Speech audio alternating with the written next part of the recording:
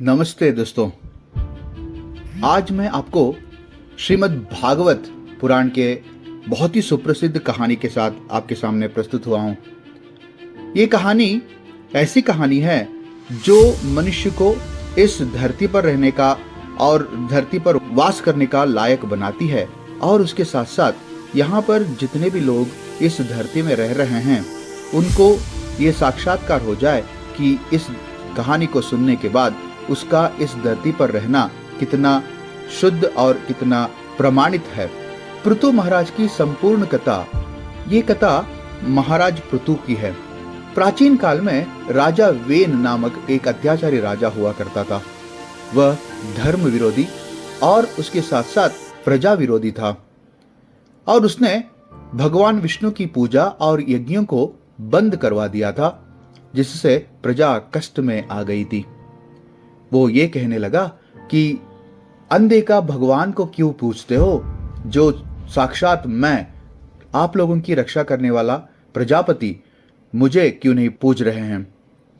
ऋषियों ने राजा वेन को समझाने का प्रयास किया, लेकिन जब वो नहीं माना, नहीं सुधरा, तो उन्होंने अपनी तपस्या की शक्ति से उसे संहार किया, मार डाला।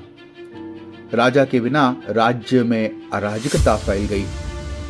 तो ऋषि मुनि अब चिंता में मग्न हो गए, क्योंकि राज्य में राजा के बिना ये शासन करने वाला ना होने के कारण राज्य में अराजकता पैदा हो गई है। तो उस अराजकता को निवारण करने के लिए राजा का होना बहुत जरूरी है। मगर इन ऋषियों को अपने तपस दृष्टि या दिव्य दृष्टि से यह पता चला कि वेन की माँ अपने बेटे का शरीर वो संभाल के रखा हुआ है। तो ऋषियों ने उस माँ से आग्रह करते हैं कि आप अपने बेटे का शरीर, मृत शरीर वापस दे दें। तो माँ वापस कर देती है। तब ऋषियों ने राजा वेन के शरीर का मंथन करते हैं। मंथन करने के बाद पहले एक पापी पुरुष यानी निषाद वहां से निकलता है, जो वेन के पापों को लेकर वन में चला जाता है। फिर एक दिव्य पुरुष प्रकट होता है, जो कोई और नहीं बल्कि पृथु महाराज थे, जो भगवान विष्णु के अंशावतार कहते हैं। जब पृथु महाराज राजा बने तो उन्होंने देखा कि पृथ्वी यानी भूदेवी अन्न और धान्य नहीं उत्पन्न कर रही है, जिससे लोग भूख से मर रहे हैं। पृथु महाराज को जब यह पता चला कि भूदेवी कुपित हुई है, तो उनको बहुत क्रोध आता है। पृथु महाराज अपना धनुष बाण उठाए पृथ्वी को चेतावनी देते हैं कि यदि वह अन्न प्रदान नहीं करेगी तो उसे वो दंड दे देंगे। भयभीत होकर भूदेवी एक गाय का रूप धारण कर लेती है और आकाश में भागने लगती है। पूरे ब्रह्मांड का जब वो भ्रमण कर लेती है, जहां जहां वो जाती है, पृथु महाराज उनका पीछा करते हैं संहार करने के लिए। पृथु महाराज ने उनका संपूर्ण ब्रह्मांड में पीछा किया। अंततः भूदेवी ने समझ लिया कि वो पृथु महाराज से बच नहीं सकती, और उन्होंने समर्पण कर दिया।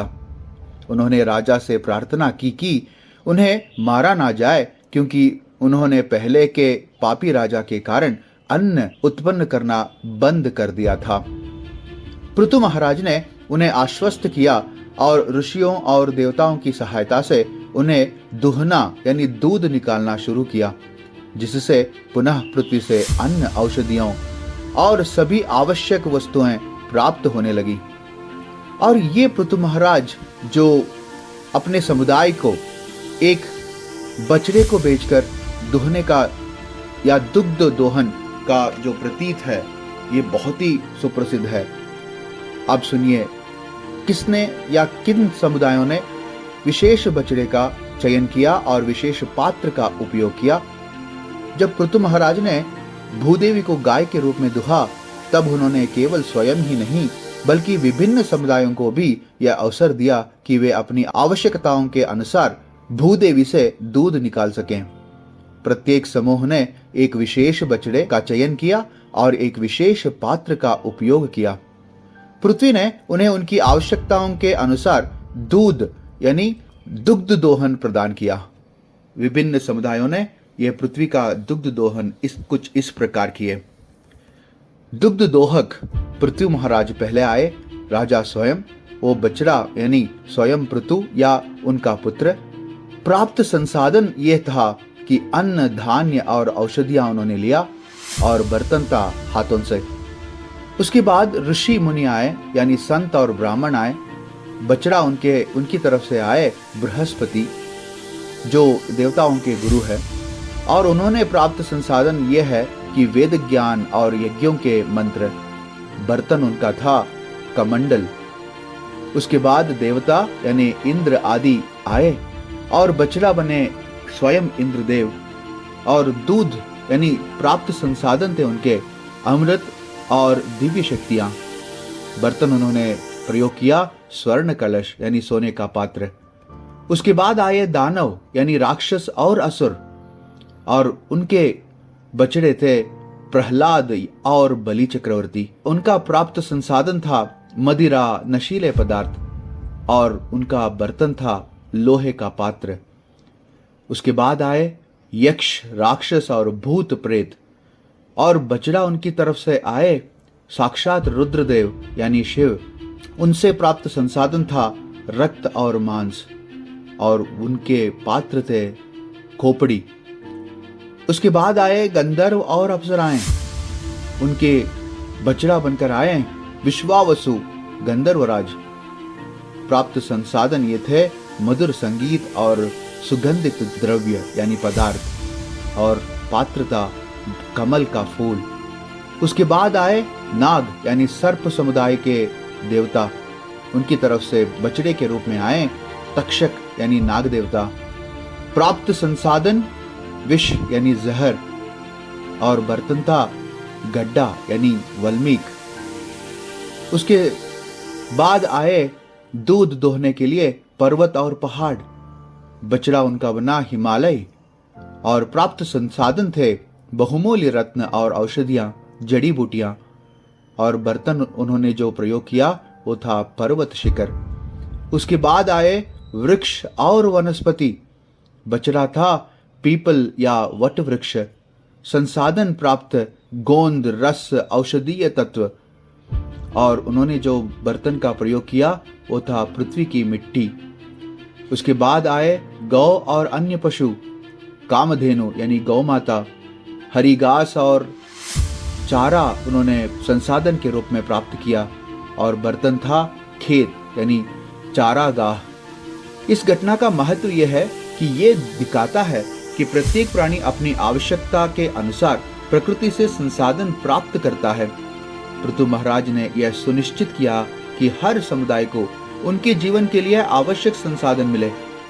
यह हमें सिखाता है कि प्रकृति से संतुलित रूप से लेना चाहिए और अतिशोषण नहीं करना चाहिए। पृथु महाराज की इस कथा से हमें यह भी पता होता है कि कैसे एक महाराजा अपनी प्रजा का संरक्षण कर सकता है। और पृथु महाराज ऐसे राजा थे जो उन्होंने साक्षात खुद उन्होंने 100 अश्वमेध यज्ञों का संकल्प किया, मगर इंद्रदेव के ईर्ष्या के कारण वो बार बार यज्ञ के घोड़े को चुराने लगे थे। इस कारण पृथु महाराज और इंद्र में संघर्ष भी हुआ था। भगवान विष्णु स्वयं प्रकट हुए और पृथु महाराज को समझाया कि अत्यधिक भौतिक इच्छाएं अनावश्यक हैं और उन्हें भगवान की भक्ति पर ध्यान देना चाहिए। यह सुनकर पृथु महाराज ने अपनी सांसारिक आकांक्षाएं त्याग दी और पूर्णतया भगवान की भक्ति में लग गए या लीन हो गए। और इसी कारण भूदेवी को यानी हमारी भूमाता को पृथ्वी कहा जाता है। पृथु से संरक्षित ये भूमि पृथ्वी बनी। ये कहानी, इस तरह की अनेक कहानियां मैं इन पुराणों से संग्रहित करके आपके सामने लाने की कोशिश करूंगा। अगली एक और महत्वपूर्ण कहानी के साथ फिर से मिलेंगे। धन्यवाद।